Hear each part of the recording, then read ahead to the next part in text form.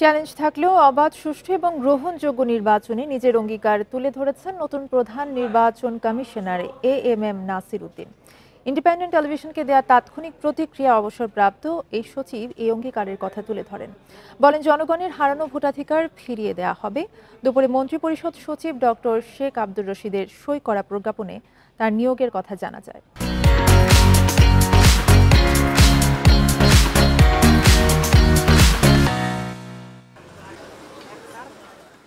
প্রধান নির্বাচন কমিশনার সহ অন্য 4 নির্বাচন কমিশনার নিয়োগ দিয়েছেন রাষ্ট্রপতি। অবসরপ্রাপ্ত সচিব এএমএম নাসির উদ্দিনকে সিইসি এবং সাবেক অতিরিক্ত সচিব মোহাম্মদ আনোয়ারুল ইসলাম সরকার, সাবেক জেলা ও দায়রা জজ আব্দুর রহমানেল মাসুদ, সাবেক যুগ্ম সচিব বেগম তাহমিদা আহমেদ এবং অবসরপ্রাপ্ত ব্রিগেডিয়ার জেনারেল আবুল ফজল মোহাম্মদ সানাউল্লাহকে কমিশনার নিয়োগ দেয়া হয়। এএমএম নাসির উদ্দিন, তার কথা শুনি এবং তার মন্তব্য শুনি।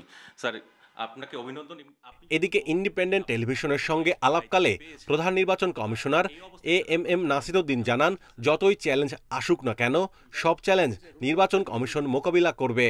কারণ চ্যালেঞ্জ মোকাবিলা করার সাহস এবং অভিজ্ঞতা আমার আছে, এবং এই নির্বাচন সংক্রান্ত যে চ্যালেঞ্জগুলো আপনারা যেটা হয়তো বলছেন, যত চ্যালেঞ্জ আছে এবং আসবে মোকাবেলা করব।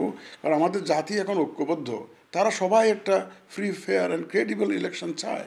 এছাড়া অবাধ, সুষ্ঠু ও গ্রহণযোগ্য নির্বাচন আয়োজন করা কমিশনের মিশন ও ভিশন বলে জানান নতুন CEC. Free, fair and credible election উপহার দেওয়া জাতিকে, এটা আমি আমার নিজের আমার মূল লক্ষ্য এটা, এবং সেটা করার জন্য সংশ্লিষ্ট সবার সহযোগিতা নিয়ে আমি ইনশাল্লাহ এগিয়ে যাব। আমার আত্মবিশ্বাস আছে যে এই ক্ষেত্রে আমি সফল হব ইনশাল্লাহ। সিইসি বলেন, আগে 3 সংসদ নির্বাচনে মানুষের ভোটাধিকার কেড়ে নেওয়া হয়েছে। মানুষের ভোটাধিকার ফিরিয়ে দেওয়ার অঙ্গীকার করেন তিনি। মানুষের যে কোনো দুষ্ট নাই, ভোট দিতে পারে না, গিয়ে লাভ নাই। আমি নিজেও তো দিতে পারি নাই। আমি নিজে 2018-তে গেছিলাম, 14তে ভোটের কেন্দ্রে যাইনি, 24-এ তো যাওয়ার প্রশ্নই আসে না। মানুষের ভোটের অধিকার প্রতিষ্ঠা বলতে যা বোঝায়, আমরা সেটা করার চেষ্টা করবো ইনশাল্লাহ।